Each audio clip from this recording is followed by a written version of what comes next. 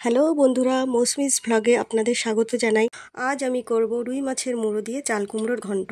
প্রথমে চাল কুমড়োটা ভালো করে ধুয়ে নিয়ে আমি ঘন কুচি করে কেটে নিয়েছি। তারপর অল্প নুন মাখিয়ে জল ঝরানোর জন্য রেখে দিলাম।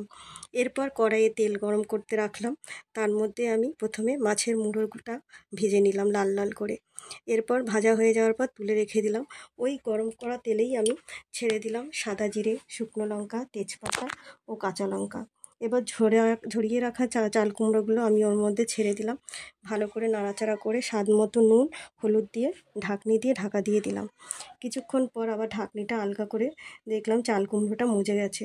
মজে যাওয়ার পর ওর মধ্যে আমি মাছের মুড়োটা ভালো করে দিয়ে নাড়াচাড়া করে আবার একটু ঢাকা দিয়ে দিলাম। আবার কিছুক্ষণ পর খুলে দেখলাম যে চাল কুমড়োটা ভালো মতন মজছে। মাথাগুলো ভালো করে খুন্তি দিয়ে ভেঙে ভেঙে ওর মধ্যে মিশিয়ে দিলাম। মিশিয়ে দেওয়ার পর ওর মধ্যে আমি দিলাম একটু বেসন ছিটিয়ে। বেসনটা দিলাম কারণ ওর মধ্যে যেটুকু জল থাকবে ওই বেসনে টেনে নেবে। স্বাদ মতো চিনি দিলাম আর ভাজা মশলা ছিটিয়ে দিলাম। এইভাবে আমার রান্নাটা কমপ্লিট হলো। আমার রান্নাটা আপনাদের যদি ভালো লাগে লাইক, কমেন্ট, শেয়ার ও সাবস্ক্রাইব করবেন।